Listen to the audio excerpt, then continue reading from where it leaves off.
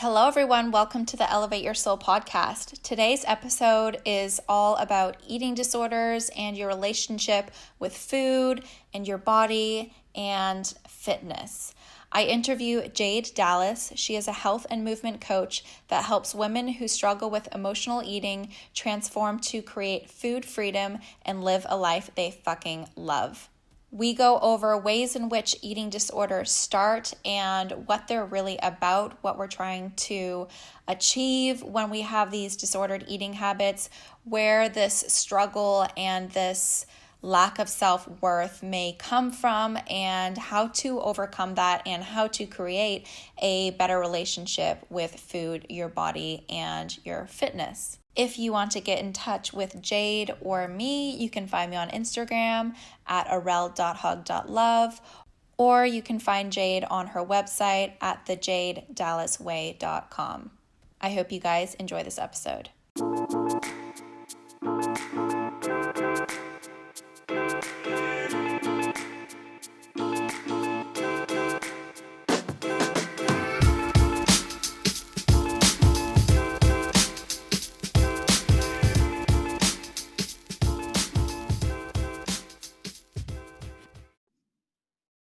Hello, Jade. Welcome to the Elevate Your Soul podcast. Thank you so much. Excited to be here. Yeah, thank you for joining us. First question I have for you is, what elevates your soul? It's a really beautiful question. For me, speaking my truth always elevates my soul. I feel it's just a really powerful opening to just really speak what comes out of our heart, and it's empowering to do so, and in that process it elevates me to that next level, I guess. For sure. So the topic today is on eating disorders, anything and everything about eating disorders. I want to ask you, can you tell us a bit, well, me as well, because I don't know you that well yet, and the listeners about your own personal journey with your relationship with food and your body and how your eating disorder came to be? Yeah, no, absolutely. I'll take you back about 8 years from today, really. So that was when I first started in the fitness industry as a personal trainer. I qualified in Wellington, which is at the bottom of the North Island, windy Wellington. And I lived in Wellington for like 6 years. Oh, wow. I think I actually saw some photo or some videos of you recently flying into Wellington. It's just that, you never fly into Wellington and it's a smooth landing. It's always this. I know. I wonder, did you grow up in Wellington? No, I actually grew up in Nelson. Okay. So that's the beautiful little place right at the top of the South Island. Yeah. Wellington was where, I was based in Wellington for about four years. Wow. All up.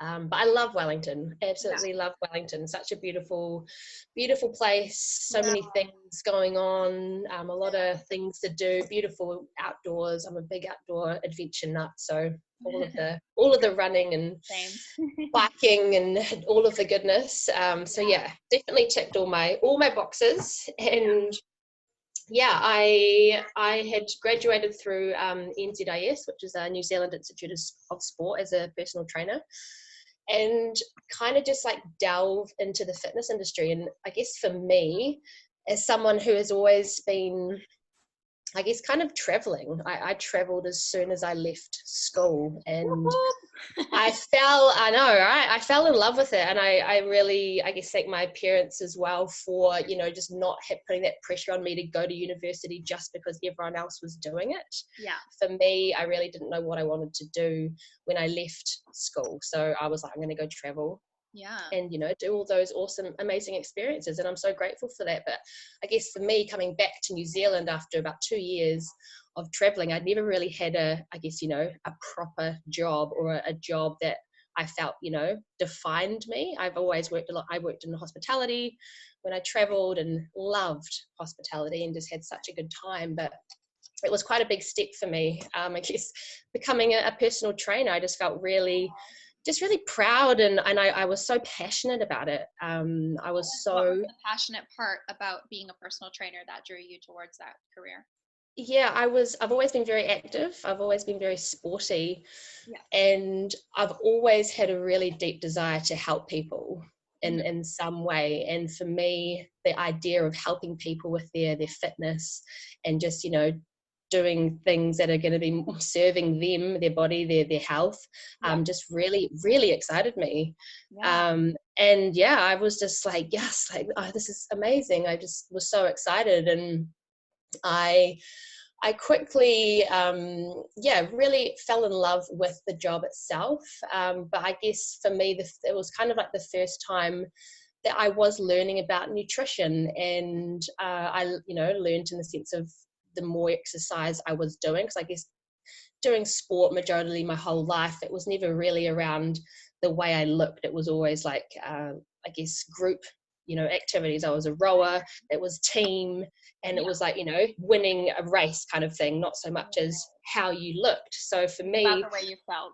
yeah, exactly. All about the feeling. And Yeah. I guess for this first time, suddenly, changing my body, I did lose, a bit of weight. I was toning up, and, started to get all these compliments on how I looked. And it was kind of like this addictive kind of thing that I kind of fell into, where I really found that, because I was really, I guess for me, the biggest thing that I did struggle when I started off in the fitness industry, even though I was loving the job, I was comparing myself to every other trainer around me. And what that did is, one, completely ruins your self-worth. And I was, always looking at, I'm not qualified enough, I need more certifications, I'm not smart enough. And it really created a lot of just, lack of just not feeling good enough as a personal trainer. And I quickly turned to looking at my body as being my identity, right? So if I didn't look the part, people wouldn't want to train with me. And I guess that kind of, I fell into really restricting a lot, in the sense of just food. I was, labeling food as good and bad, and it was always just like that restriction, like, how can I cut out food? I was training a lot, and I guess for me, just becoming so obsessive with this, this diet mentality, which is, embedded in the fitness industry. It is all about how you look, and the diet culture, feeds on our insecurities, right? Feeling that we need to look a certain way because we're not good enough as we are. And that kind of was, I guess, I think it was about 2 years that I was in this kind of very heavily restriction. How long did it take for you? Like, so I guess you finished high school, you traveled a bit, and then you settled down, you found that you were passionate about, becoming a personal trainer, and then you studied the nutrition. And I'm sure with a lot of personal training, when you're learning about that career, you're learning a lot about food as well, like not just exercise.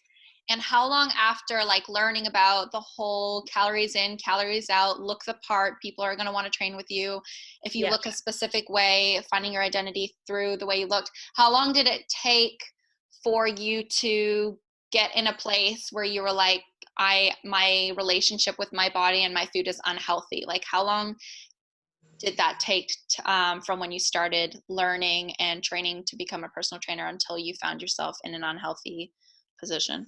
Yeah, I'd say, I mean, it was pretty, if you look at it as a whole, like, it was pretty fast. I would say in the first year, I was very much just looking at completely just the control. Becoming a personal trainer, we focus on nutrition, but not in a broad, like, it's very broad. We don't go into a lot of, I guess, detail. But so for me, I've always been such a foodie. I've just always been so passionate about food. I've grown up in a very, very foodie family. My father's a gluten-free and paleo baker. My mum is like the most just goddess of clean cooking. So for me, just being able to kind of control and eat, like, in even such a more restricted way, was suddenly just like, it was obsessive. Yeah. And I would say, yeah, that the first year that I was a personal trainer in Wellington, that really kind of overtook me. And it was that all or nothing mindset as well, right? Which definitely I feel leads into a lot of eating disorders. Again, not all eating disorders stems from dieting, but I really do feel, I think, it's definitely a huge part of how we fall into this eating disorder realm. What is a huge part of falling into it? Sorry. Just the dieting, the deprivation, Right. just Starving your body of the nutrients yes, that it needs. 100%. Especially when you're training on top of that, right? Your brain and your body is going to go into starvation mode. Yeah. And I guess, yeah, for me, the tipping point, I guess, of when my kind of eating disorder really blew up was when I moved to London with my partner at the time, and we both found work as personal trainers in London. And I landed this like insane job. Like, it was like a fluke, kind of like, how has this happened kind of thing. We were out one night and we met some people who had said their friend was looking for personal trainers. You should go down and interview for this role. And I interviewed for this role. It was this beautiful little bespoke personal training studio by Hyde Park, and I had got the job. I did a couple of days like kind of interviewing, and you always do a physical interview, obviously, when you're doing the personal training job. And it was this, I guess, this very high-end kind of clientele place that I really didn't know at the time. And just to give you an idea, like the likes of like Hugh Grant and Jennifer Lawrence were, the kind of clientele that we dealt with. The studio owner was actually training Jennifer Lawrence for her Hunger Games. It was the start of the Hunger Games. Oh, wow. And I just freaked out. I freaked out. Firstly, like, yes, I was excited, like I'd got this job, but immediately I just went into like freak out mode, that like I'm not enough. Syndrome? Like 100%. It was like who am I? Like, who am I? Train with me. Yeah, like I was just freaking the fuck out. And I don't know if we're allowed to swear on this. I generally go for it. Right. Keep the F's to a minimum, but it was just imposter syndrome. I was like, I'm not good enough.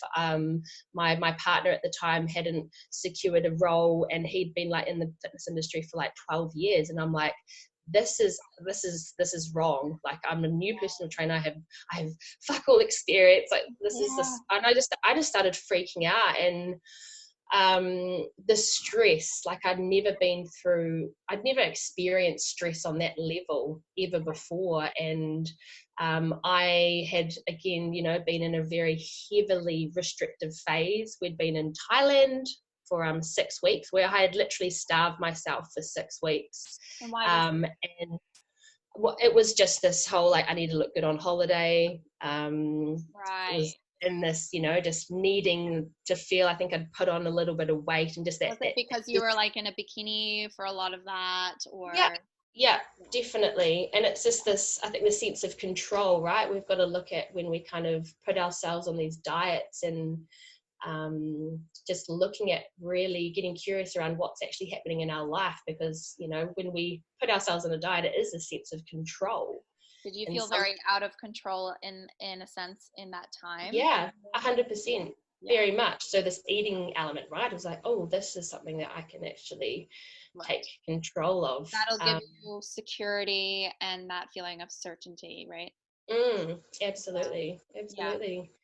So this kind of suddenly being knee deep in this role that I felt totally unqualified for, I wasn't good enough, didn't have enough qualifications, and I just started to turn to food as this way of coping with my stress.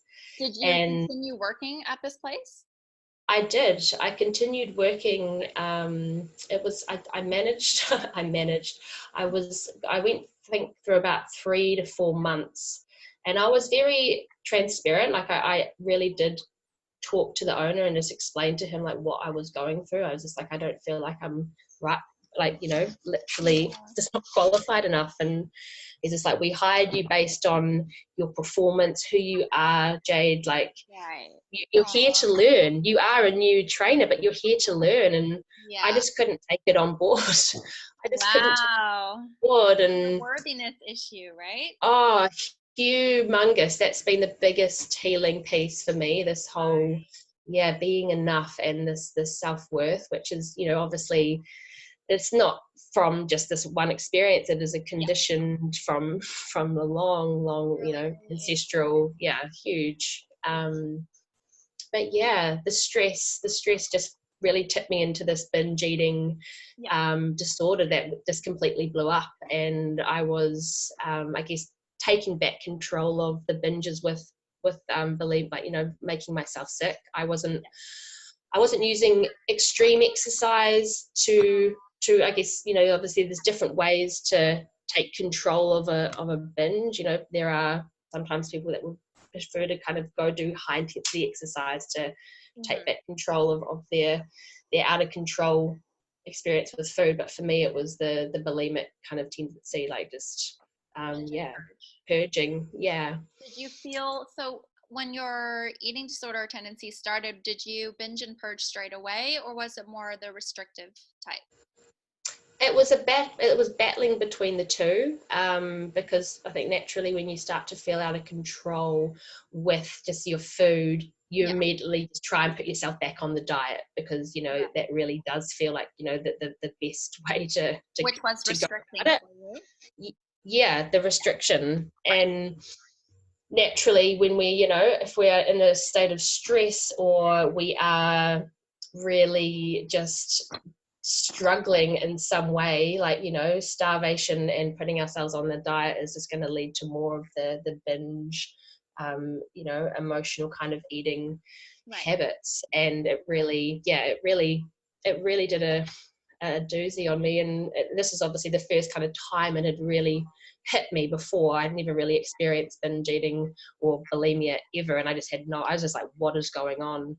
And I did end up leaving the job. I said I just couldn't do it, and I quit. And for me, it was just this pinnacle of such utter failure. Like, I felt like the biggest failure, and was incredibly just, there's so much self-hate, and I was incredibly hard on myself for a really long time. And I actually chose. Once you quit the job, were you did you just take a break from work in general for a while? Yeah, I saw a therapist in London, more of just kind of like counseling. Never really like had any kind of big breakthroughs. It's always such a personal thing. I really feel, if we see a therapist or counseling or a coach, it's always some people work and some people don't, and that's okay. But for me, this for one didn't really work, and I ended up taking out about probably 2 months out. And I went and actually spent time with my mum, and she was in the States at the time. And I really just. She was in San Francisco. We were in San Francisco and Palm Springs. Oh wow, beautiful area. Oh, it was, the actual places were just incredible. Wow. So, did you find having that break from your career and being closer with your mom, or just having that time in general, like so much more time to yourself, did you find that like ramped up the eating disorder habits, like made them worse, or do you find that calmed them down and your eating disorder got better from taking this time off? Yeah, it was a really interesting time, because I was kind of struggling on such a level. And at the time, myself and my mother we weren't exactly in not necessarily a good place, but we kind of had struggled in the past with our relationship, and I really thought it was going to be this healing experience, but it turned out just to be a really, really, really hard kind of couple of months. And maybe yes, healing experience in the hard kind of way. Not yeah. way. It was good at the end. It was good at the end, but I do recall, like, you know, that period of time, like I was still set in the diet mentality. I was like, okay, what has gone wrong? I need to get back into clean eating, and, like, you know, just getting back into that kind of almost restrictive mode again, because straight away I was like, I need to lose the weight. For like sure. that was all that I was thinking about. For sure. You're like, I have no career anymore. I have no self-worth. My boyfriend is not here. Like, this is fucking crazy. Let me restrict. And then you restrict. And then you're like, I'm freaking starving. Like, I'm not feeling my body. And then you're like, oh my God, I need a binge. And then you binge. You're like, oh shit, what did I just do? I need a purge. It's a toxic fucking cycle. It really cycle. Yeah. It really is. But it literally took me that huge kind of I've failed. I was like, I'm not going back to the fitness industry. I'm like, I'm done. I'm done. I've failed, and I'm going to go pursue, you know, anything else, but just not that. Right. And I ended up being kind of corporate for like 3 years. I was doing sales, you know. I was all about just building relationships with people, and have always enjoyed customer kind of face-to-face roles. And did, you know, really well in the jobs that I was doing, but I just always had that kind of, you know, my soul was just dead. I just felt like I had no purpose in the jobs that I was doing. You weren't enjoying that corporate job, No, I just never felt aligned with any of the roles that I was doing. And I was still struggling a lot, right, with my sense of self, like not feeling good enough. This story, this disempowering story of just not feeling enough. And so with those feelings of not feeling enough and not feeling like you were, you know, doing your dharma on your path of your life purpose, why you're here, did you feel that then that eating disorder was still there? You still had those eating disorder tendencies that whole time? I feel like they were there. I definitely, I guess, you know, I obviously still had this whole personal training like background, and, you know, knew how to kind of get back on to restricting and exercising in a certain way. And I feel like, you know, it really was for me this stress, right? Whenever stress kind of really hit home, that's when I was struggling with the, you know, the binge eating disorder kind of came up the worst at those times. But otherwise it was just something I really just, I wouldn't say managed, I'd say I created a lot of rules for myself. And I think, you know, talking to you a little bit about just this orthorexic kind of tendency that I feel I really kind of embodied a lot. Can you let the listeners know what orthorexia is? Because it's not so very common word.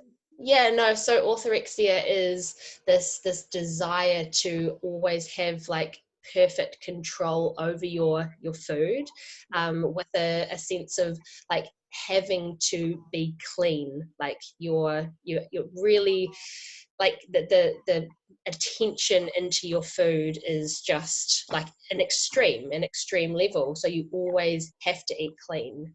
And it's always a huge thinking about what you're gonna have for the next meal, and making meals sure it's super clean. You won't dare to have like, you know, takeaway food. It's all strongly about control, isn't it? I get 100% huge control, and, you know, needing to have like, you know, nuts and like got to have proteins and fat together, or fiber, like, you know, ensuring you've got these 3 components in every meal. And it's just like numbers and diagrams and graphs. It's no longer like, you know, fuel and enjoyment and pleasure. No, again, just this whole kind of control, right? Trying to control this piece. But I think it's one of those things where it can sometimes be, I think it can be confusing, right? Because we all know how good it feels to eat well. And I really embodied like healthy eating. I loved eating healthy. Like I felt good. I was vegetarian and vegan probably like on and off for about 3-4 years. And because I was always training a lot, I actually tended to get very, very low in energy, was anemic a lot of the time, and I refused to like eat meat, and I was always just like tuning out and not listening to my body, right? And I had such cravings for meat, but I'm like, no, I'm a vegetarian, I'm not eating meat. Right. Because I was on this like, you know, this heavy, like you're only eating vegetables and it's good for you. Sure, it comes back to good control, for the planet. Right? It comes back to control. You're not allowed eating meat all of a sudden. Now you're not allowed eating dairy, and now you have to work out this hard, and now you need to eat this much. Yeah. So the controlling element was definitely Do you feel it had a lot to do with, like, would you find it was more about, you mentioned in the very beginning you were comparing yourself to others. Do you feel it was more about physique and the way you looked and about comparing yourself to others, or was it more about the control for you? I feel like the body piece, right? My body, I guess, had always been just my sense of identity. So for me, it was always about how I was looking, right? So if I was like over 60 kilos and I didn't have like, you know, I didn't have my abs and, just, you know, who would I be if I didn't look a certain way? So I always had that as the motivation, right? Because it was all about how I looked. Like that was it. That was the main, I guess, source of my motivation to deprive and control my food on such a level, right? But do you feel like the way you looked though, because it's all about perception, do you feel like the way you looked, for example, you could have been the same weight and you could have looked the exact same, but depending on where your mind space was, you know, one day you're looking in the mirror and you're like, you know, ugly and way too fat and really unfit looking, and then if you had a shift in mind that you looked, you know, a really healthy weight and you looked really strong and really fit, like, do you feel that that was part of it as well, like where your mindset was, or did you look purely at like the numbers on the scale? Hugely that inner, I call it like the inner health part, right? Like our relationship to ourself. That was the biggest thing for me to really heal and to really just get curious about, because, you know, there was so many times, you know, I was that girl that no matter how much she changed her body, no matter how much weight she lost, no matter how low her body fat percentage was, I was never happy. That's what I was going to ask, is like, for people listening who maybe have never had an eating disorder, and, you know, they're listening to this saying, okay, her goal was to just lose weight and be slim and be fit. Like, cool, there's nothing wrong with that. But then when you were that desired weight that you were wanting and you became that, you were still in a phase where your relationship with food was still unhealthy and you were still wanting to restrict. Am I right? Absolutely. And it's that phrase of saying how we do one thing is how we do everything, right? So if we're struggling with some piece around our body, you know, we're going to be probably struggling with some piece around our food and our exercise. Like, everything is so intertwined. And I had clients as well that I was noticing that, you know, had weight loss goals, because that generally is the intention when you come to a personal trainer. I'm here to lose weight and I'm here to maybe put on muscle. But, you know, had clients that were losing weight but weren't able to celebrate and acknowledge themselves, because they're just like, oh, but I want to lose more weight now. And it's just like, hang on here, like, what is this piece that is missing? And obviously, as a personal trainer at the time, obviously this is back when I was personal training, I was like, there's something else that is missing, which is, again, I guess, how I delved into this whole inner health piece, right, with the health coaching and really just getting clear on how fucking important our relationship to ourself is. And I really feel like it's this missing component of the fitness industry. Yes, I know the freaking importance of looking good and feeling good, right? Feeling good and trusting our body and feeling strong, 100%. But I really looking good to ourselves. It's not about looking good for others, right? It's about looking good for ourselves, but I think more importantly beyond that, it's feeling good, right? Obviously. Yes, the feeling good and Yeah. feeling enough, right? And that does relate back to those core And beliefs. even feeling sexy, like even feeling sexy, you don't need to look into a mirror or step on a scale to feel sexy. You can just No, feel sexy. So it's still, it's not saying like, oh, you shouldn't be happy with the way you look, but it's about the feeling that you have. You should feel attractive, you should feel worthy, you should feel beautiful, but not make that dependent on how you look compared to someone else, or how much weight you are, or how, you know, how much your abs are showing through your skin, or any of but that. That's the I guess the time that we are living in, right? Because we can become so fixated on how we look, and Yeah. that, you know, how we look is the important thing to be striving towards. And like, I say that I'm not against weight loss, right? But I really do feel like I'm against intentional weight loss, Right. because just from my own story of knowing, you know, just how many times clients that had lost the weight and were never happy, in my own journey of just always trying to lose the weight and always struggling, even though I'd lost the weight, just the importance to come back to really, you know, learning how powerful it is if we can start to love and embrace ourselves as we are now. Then, you know, everything falls into place. And yes, we can get into a consistent routine with exercise and eating well that flows into our lifestyle. But if we aren't approaching this piece within ourselves, right, our inner health, our self-worth, then no matter what we do, we're never going to be happy. We're never, you know, no matter how much we change. Yeah. So are you still a personal trainer today?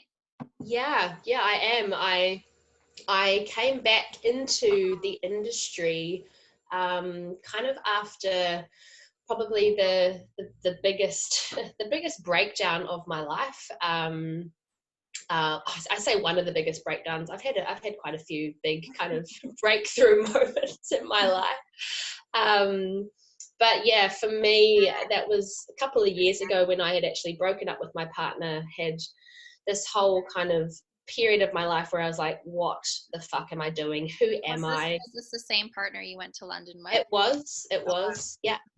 And I guess for me, you know, this was someone that, you know, had been, you know, the love of my life so far. And I really had wrapped up my identity and self-worth within this relationship. And to suddenly not have this, I was just like, who am I without Sounds this like you were person? wrapping your identity and self-worth in everything external and not internal. Yes. Like, Oh yes, it's been that.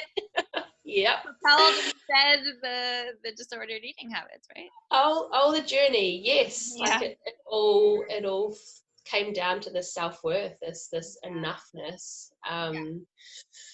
And yeah, I was really struggling. I was really struggling. I'd moved to Australia to start afresh, you know, this whole bright and shiny future. I'm gonna create, you know, a life that I want, and I'm going to be free. And I just was just so lost. I was so lost. I had no idea who the hell I was. And it was a really kind of really one thing after another that kind of just led me back into this binge and emotional eating hell. And I'd actually lost a job. I got fired from a job, and then I In the fitness industry, or in the fitness industry.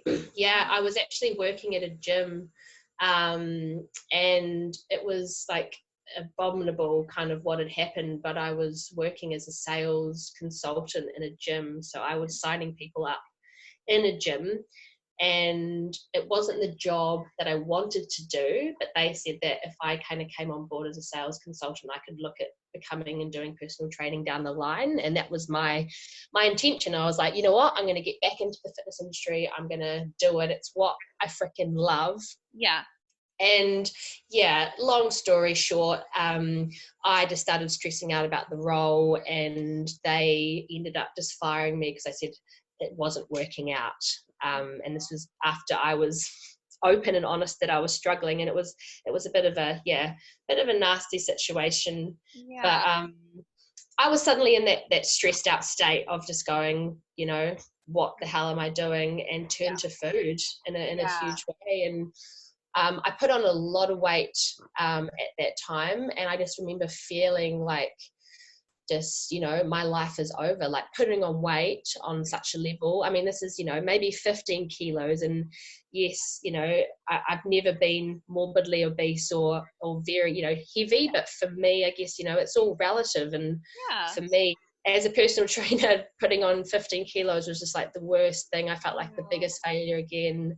I was very suicidal, was very close to kind of taking my own life. And it was a really, really low time in my life. I was at a loss. I had no idea what the hell I was going to do. And I came across this course online, which was this holistic health coaching course. And I just had this like soul whispering that I needed to do this course.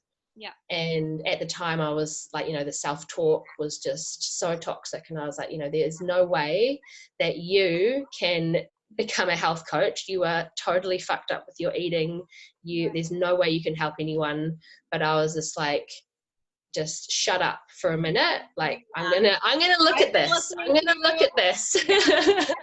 I'm just gonna turn down that dial. Shut the fuck up. I'm gonna jump on. And I just decided to do it. And I also decided to go back home to Nelson, and I took some time off for myself and went home and lived with my dad. And that was a huge thing for me because, going home plus 30 years old to your dad, like, again, it was another failure piece. I'm like, who am I going home to live with my dad? Like what the hell? Again, comparing myself to, my sister and just everything in that sense. But it was the biggest gift that I've ever given myself, because I really just learned about just myself in more ways than I could ever explain. But I connected with such incredible people on this course, and it was all about really healing your relationship with food and your body, and setting yourself up online to become a health coach, a holistic health coach. An online course? It was online, yeah. Cool. It was online. It was through the Health Coach Institute. Huge shout out to the Health Coach Institute, Stacey and Carrie, who are the founders of this incredible course. And it's just the most phenomenal course because it's all about community and tribe. And we were working, one-on-one with other women that are going through, and men that are going through the course. And it was a lot of interaction. So it was constantly learning in this interaction kind of phase. And I ended up going to Dallas, Texas as well. Okay. Jade Dallas in Dallas. It was a pretty exciting moment. But that was kind of midway through the training, which was just a big networking event to meet everyone and kind of see, other health coaches that were doing really well within the industry, and just getting so freaking excited about like what is possible within, obviously the coaching industry is just blowing up. It is just insane with how many people are jumping on board the coaching bandwagon. But it was just really exciting for me to suddenly have this, I would say it was this purpose, this new sense of purpose, and just feeling so cool to just help people that were struggling with, the relationship to themselves and their body. Yeah. And so you're still personal training now, but how has your approach and the way you do it changed with your clients? So for me, I am still very, focused on finding exercise that really suits the individual as well, because I'm a really big believer, and I guess just everything that I learned, especially around stress and hormones, the whole, I guess there's a lot of focus around high intensity exercise within the fitness industry. Like, we always need to smash our bodies in order to get a quote unquote good workout. And a lot of the time, if you are going through, a lot of stress in your life, if you are just have issues with your hormones, or you struggle to lose weight or have thyroid issues, then high intensity exercise is the worst type of exercise for you to be doing. And for me, incorporating and getting back into exercise, because I actually really burnt myself out last year from just overworking. And the whole approach with just, if I've got clients that kind of have this adrenal fatigue burnout, is this getting back into this low intensity exercise. And it's like a lit style of approach. So I'm very passionate about like looking at what an individual is going through within their life and just finding out a little bit about that before it's like lit, or like light your soul, light up your soul. Yeah. Light up your life. I call it lit as fuck. So everything's just AF. Everything's AF. I swear atrociously, and because obviously I've kind of just connected with you, I don't want to be swearing consistently, but yeah, I'm quite the passionate swearer. What are some common misconceptions that people, I guess, who never experienced an eating disorder, like, some judgments or assumptions that a lot of people make that aren't actually true? That's a good question. I would say, I think a lot of the time, when someone hasn't struggled with an eating disorder, like obviously speaking from experience, but the actual effect on just like your mental and emotional health, and how much that kind of correlates to every area of your life. But like, eating disorders shouldn't be taken lightly. I guess that's kind of where I'm going with that. Because an eating disorder, it's just like, you eat too much food, or like, like you're making yourself sick. You're a fucking idiot. Like, what are you doing? Like, you shouldn't make yourself sick. Like, that's just stupid. And it's this misconception of really just understanding that an eating disorder is a mental illness in a sense, right? And mental health is obviously something that is hugely talked about a lot more. I think it's a really important movement that this whole "Are you okay?" just getting better at talking about what is going on for us.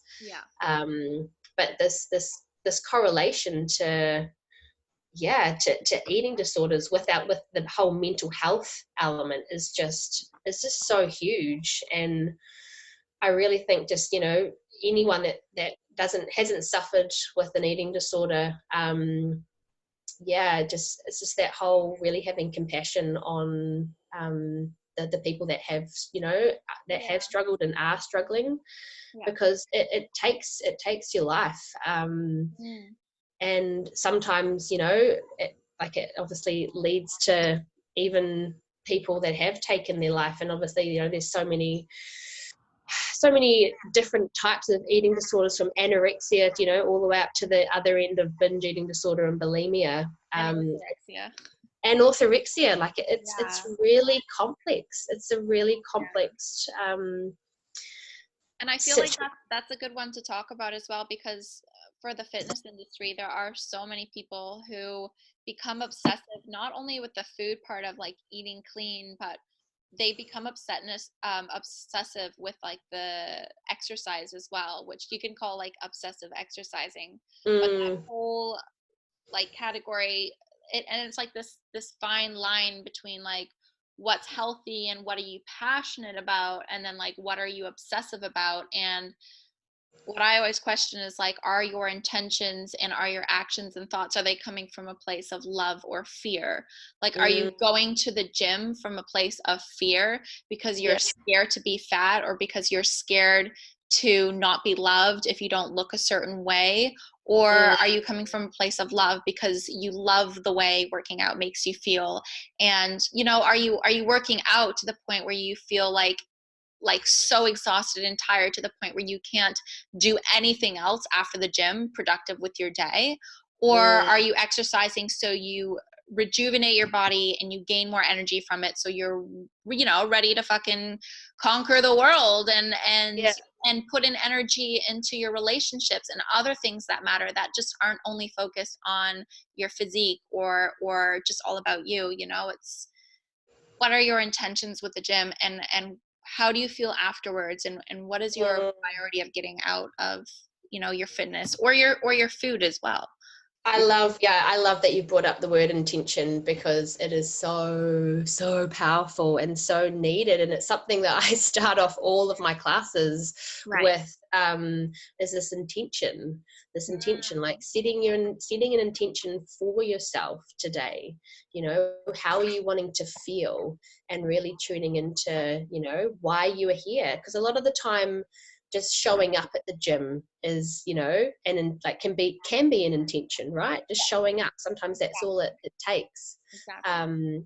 But yeah, you're really right in the sense of just that approach of like, if we are doing exercise to take back control of, you know, quote unquote, being bad with our food, then exercise is going to feel like a punishment, and that's not fucking enjoyable, is it? And that's where we create, you know, just not liking exercise. Because if I think if you say that you don't like exercise, then you're probably feeling like you need to use it as punishment because you feel like you need to lose weight. And it's just so important to really look at that intentional piece. Like, you know, how can you create an empowered intention for yourself, rather than feel like, you know, you need to exercise because, you know, you've eaten cake or you know, whatever it is. Too many avocados on toast. Gotta love me some Evo. Not too much Evo. But I like what you said before as well, is finding what movement for the individual works, and it 100% depends on how stressed they are in their life, how much sleep they've gotten, even just on that day, the night before, how much sleep they've gotten, how stressed they are at their work, their hormone levels, thyroid levels, whatever. Like, yeah, HIIT training, I'm so glad you brought that up, is so bad for so many people. And I remember I used to be really into HIIT training when it first came out, these like grit classes at Les Mills. And I was a fireball. Like like, not to brag, but I was good at it. Like I was competing with everyone in the class, and I was just, it's a good feeling. It's a good feeling when you're just like smashing it. You're just like, fuck yeah, I'm unstoppable. So fun at the time, but then afterwards, like I do it in the morning, and for the rest of the day, I was just like, oh my God, I feel like crap. Like 2 hours afterwards, mentally, I just had brain fog. Like I couldn't be productive. And then I'd get so hungry from it. I was like, holy shit. Like I just never being, I was like, this never satiated. Exactly. Never satiated. And I was like, this is not a healthy cycle. Like, to work out to the point where I can't mentally focus anymore. And then when I like slowly start feeling better, I get like so hungry to the point like I'm never full. And then I just put that on repeat. And then I'm always sore and like going to the classes, I was nervous, and I was never like, oh, I'm so excited to do this. I was like, oh, I have to do this because I want to be really fit. Whereas like, finding something, and then eventually I just cut all the HIIT training out. I was just like, not me anymore. Like I'll do it once in a blue moon if a friend bribes me to go with them. But other than that, it is not my preference. It is not my choice. It doesn't serve and this is body. And that's so important as well, right? Like really getting curious around what your body is saying, especially around your energy, because that is a huge piece of the work I do, I guess, in the sense of health coaching, right? Getting curious around what foods are actually giving you energy and taking away. And the same can be applied with exercise. Like what stuff actually nourishes you? What is giving you energy? Because like our bodies are just so freaking smart and powerful, and it's a choice, right? We have a choice every single day to really have that intuitive approach, and really so unique as well. It's going to be so different for each. And they change, as well. Like, finally get it. You're like, yes, I know what I need, and then you're like, So intuition, the relationship with your body is so important.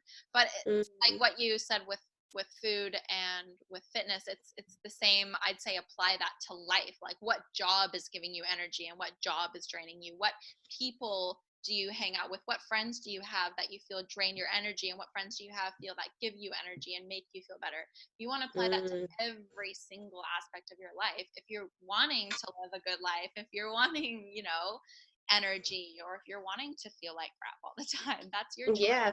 Yeah, 100%. And it's that choosing, I guess I call it like your empowered story, right? Because I think we can get really caught up in the lack, or the fear, or that kind of victim mindset. When when you struggle with I guess that whole body food piece, this all or nothing mindset, I feel, is a really big one at place, right? Because we always feel like we've got to be functioning on or doing everything, and if we're not doing everything, it's like you kind of set yourself up for failure, right? It's perfectionism, right? Yeah, there it is, the perfectionism card, which is definitely a big piece. Yeah. And for people who are listening who don't work out, or their relationship with exercise, like if they don't enjoy it and they're just like, working out just isn't for me, it's all about, working out, and fitness doesn't always have to mean like you have to sign up to a gym and walk into this concrete building and throw heavy things around. Like, it can simply mean finding, and it's so important to find something that feels good for you to move. And that can be just swimming in the ocean, that can be taking a walk in the forest, that can be rolling around on your living room floor. Like fitness doesn't have to look like what the fitness industry makes it look like, because the fitness industry wants your money. So that's why we pay to go to the gym, and we pay for a personal trainer, but you don't always need to put the money into it, or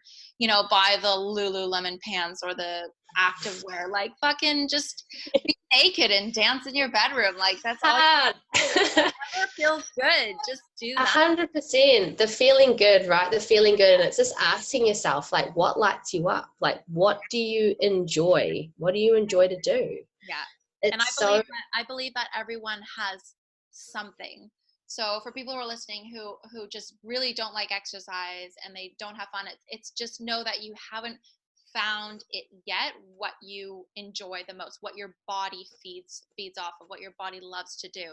Because I do believe every single person in the world, there is some form of movement in your body that you enjoy, and it's going to be completely different for every single person, and you need to allow yourself to find that. Agree. Wow. Hugely, because we're not going to be able to create consistency doing the things that bore us, that we hate, or that we feel like we need to, right? If we feel like, if we're needing and shoulding all over ourselves, then it's really easy to become blocked and become just resistant, and then not like yourself, and then feel like a failure as well. Like, oh, I should be doing this. Exactly. So doing the things that we love is going to help us create the consistency. And when we have that consistency with these movement practices that make us feel good, we're going to start noticing the effects and how that actually makes us feel better, and we're going to be more motivated to do it more. Exactly. So why do you want to do anything that doesn't feel good anyway? Why waste your time? I know, right? We're here to feel good. Good, people. We are. It's very important to adopt that belief too. That'll change your life. And one last thing I want to touch on is, what are some things people can do to help those who are currently struggling with an eating disorder, and what are some things that aren't helpful, or that makes people with an eating disorder feel more alone? Sure. No. Do you know what I feel like the biggest piece that I can really share is just rejecting the diet mentality as number one importance. It's been a key piece for my healing, and definitely a big piece of I guess kind of the work that I do with the health coaching clients. And it definitely does feed into this intuitive eating kind of backbone, right? Which is all about really learning and getting curious around what our bodies are telling ourselves. And it's this remembering just the diet mentality is everywhere. You know, we have been conditioned a lot, I think, as humans, to feel like we need to be on a diet, or, you know, we label foods as good and bad, and there's a lot of pressure in this day and age to, you know, always be healthy, because we all know the benefits of eating healthy and all of that. But I think it can become kind of like, there's so much information out there with nutrition, and, you know, so many people struggling with this food and body piece, that you can really understand and see why, because it's just everywhere. Yeah. So yeah, rejecting the diet mentality, I know that is a really, really hard thing to do when you are struggling with your relationship to food, but just know that it's just something that needs to be delved into, and it's this curiosity approach, because I feel if you're struggling with your relationship to food, there's a lot of self-judgment and a lot of self-hatred, and, you know, you'll be beating yourself up for this whole kind of quote unquote failure.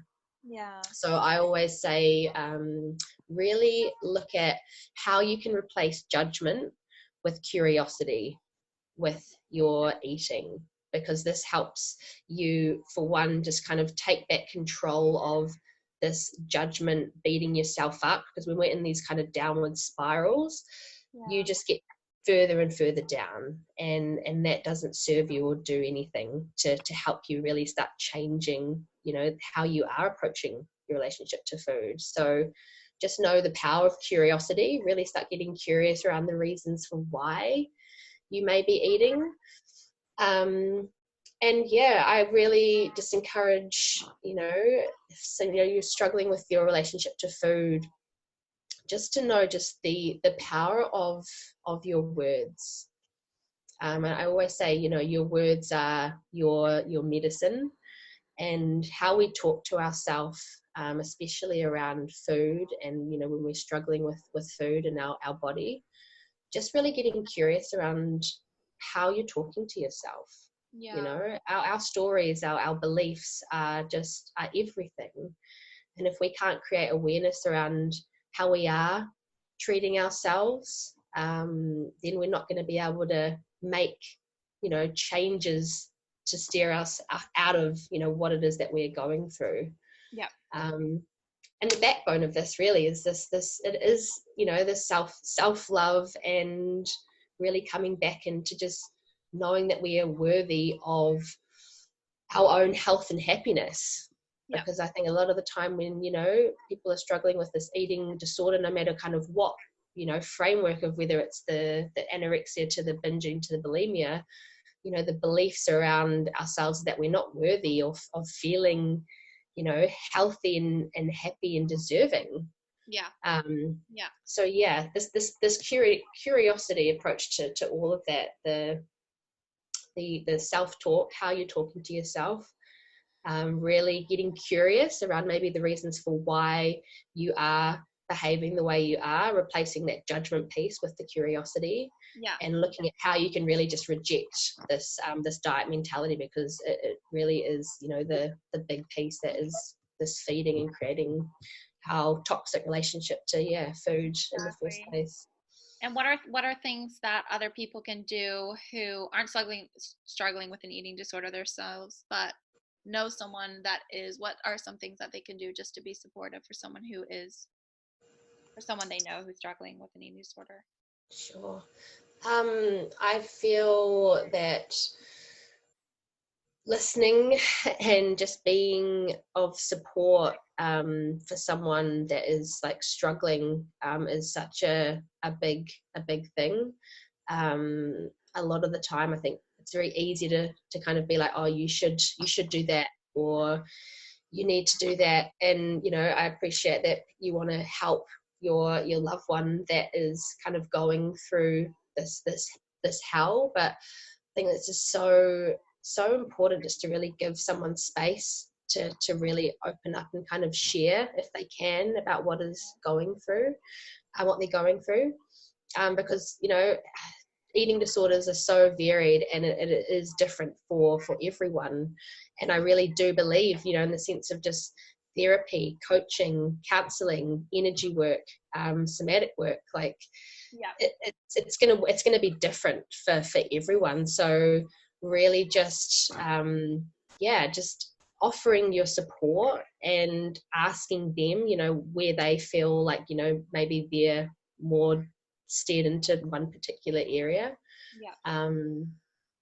I think it's really important as well. As I think a lot of the problem or the common feeling with a lot of people with an eating disorder, whether they know it or not, is that they feel alone.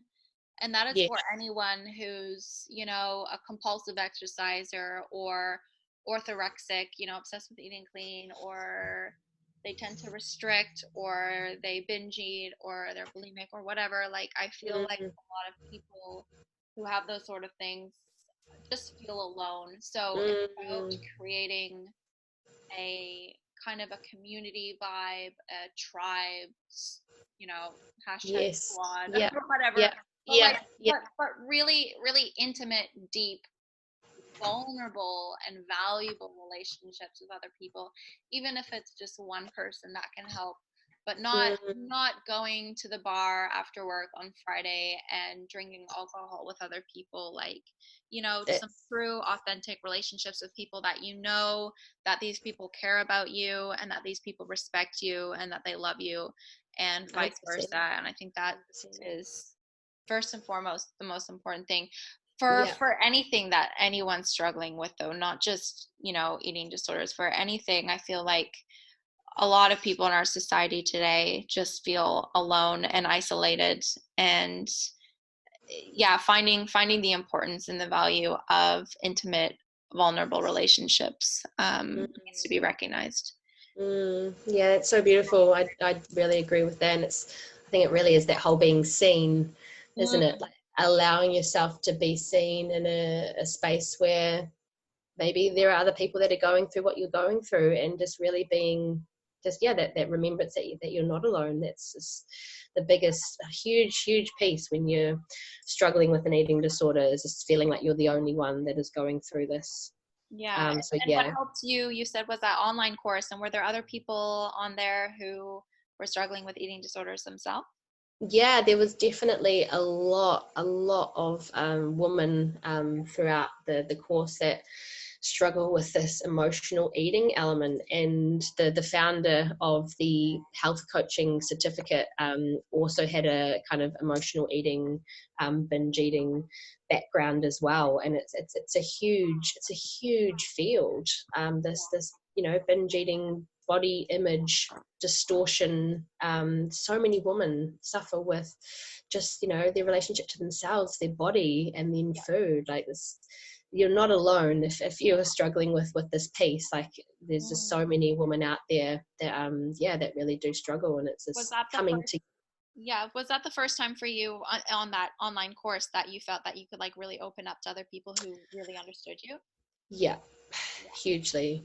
And it was so freaking healing to really be in that space, but to really share my own story, and it's just so powerful. Like we all have our stories, we all have a journey, and when we're able to really open up and express that, there really is such a healing that takes place. It really is. Yeah.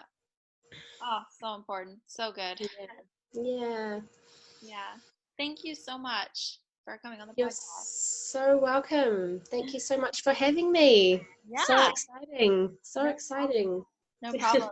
If people want to get in touch with you and, I don't know, just send you a message, how do they get in touch with you? They can jump on my website. My website is thejadedallasway.com. Yeah, that's probably the best. Right, perfect. I will link that up in the show notes so people can. Awesome. Great. Thank you so much. So awesome to chat to you.